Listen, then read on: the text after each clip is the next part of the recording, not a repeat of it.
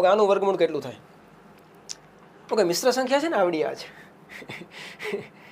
બરાબર. પૂર્ણાંક અને અપૂર્ણાંક બે ભેગી થાય ને આને મિશ્ર સંખ્યા કહેવાય. ડન છે.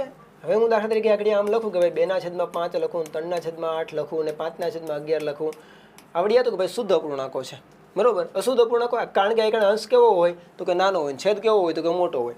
હવે જો અંશ મોટો હોય છેદ નાનો હોય, દાખલા તરીકે હું અહીંયા 10/3 લખું છું, અહીંયા 15/3 હું અહીંયા 2 લખું છું, અહીંયા અંશ કેવા તો કે મોટા. આને શું કહેવાય? અશુદ્ધ અપૂર્ણાંક કહેવાય. અશુદ્ધ અપૂર્ણાંકને તમે મિશ્રની અંદર ફેરવી શકો, શુદ્ધ અપૂર્ણાંકને ફેરવી શકો નહીં. આને મારે જો મિશ્રમાં ફેરવવો હોય, મિશ્રને મિશ્ર શું કામ કહેવાય જરાક જોજો, બરાબર. તો હું અહીંયા 10/3 કરું તો શું થાય? બરાબર, કાયદેસર ભાગાકાર કરવા જવાય નહીં, પણ કરવું હોય તો શું કરે તો કે ભાઈ 3 પૂર્ણાંક મળે, 3 તેરી 9.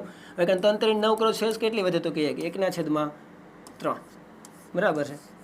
આવડું આ મિશ્ર અપૂર્ણાંક છે, બરાબર. કારણ કે આની અંદર પૂર્ણય છે અને અપૂર્ણાંક. આવડી ખરેખર પૂર્ણ સંખ્યા છે. આ બેની વચ્ચે છે ને સરવાળાની સાઇન હોય. 3 + 1/3 કરો ને એટલે તમને બરાબર છે.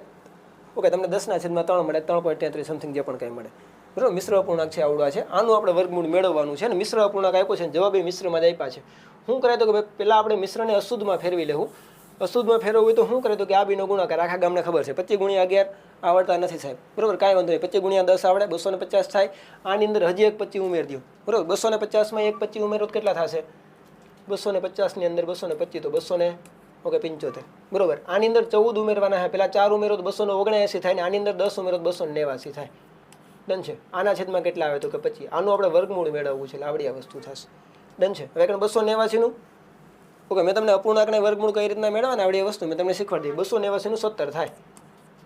ઓકે, અને 25નું કેટલું થાય તો કે 5. આવડું આ અશુદ્ધ અપૂર્ણાંક મેળવ્યો છે ને બધા જવાબ છે આપણને તો કે ભાઈ મિશ્રની અંદર આપ્યા. મિશ્રની અંદર ફેરવવું હોય તો ભાઈ 5 તેરી 15 થાય તો 3 આખા આવે છે. 17માંથી 15 બાદ કરશું તો 2ને હજી આપણે 5 વડે ભાગવાના બાકી છે. આપણે 15ને ભાગી નાખ્યા છે, 2ને ભાગવાના બાકી, એટલે હું અહીં એમને એમ લખે 3 પૂર્ણાંક 2 પંચમાંશ થશે. ઓકે, અને આવડો મિશ્ર અપૂર્ણાંક છે.